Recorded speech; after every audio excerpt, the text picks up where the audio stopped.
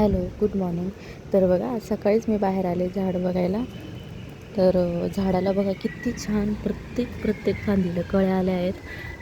मी 8 दिवसासाठी गावाला गेले होते, तर हे बघू शकता तुम्ही, पूर्ण झाड सुकून गेलं होतं हे.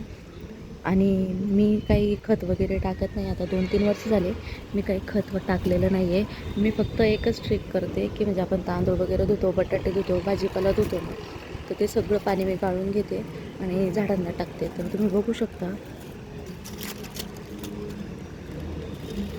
पूर्ण झाडांवर कळ्या लागल्या आहेत. अगदी मुळापासूनच सुरुवात झाली आहे कळ्यांना. तर मला इतका छान आनंद झाला, इतक्या सगळ्या कळ्या बघून, की पूर्ण झाड सुकलं होतं. मी म्हटलं आता येतं की नाही येत, पण एवढ्या सगळ्या कळ्या बघून मला खूप भारी वाटतं.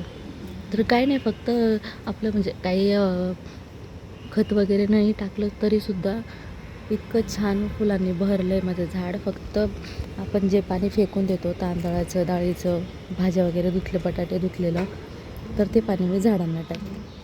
हे बघा, माझं मनी प्लांट पण पूर्ण चळून गेलं होतं. खूप लंबे पाय झाले होते याचे.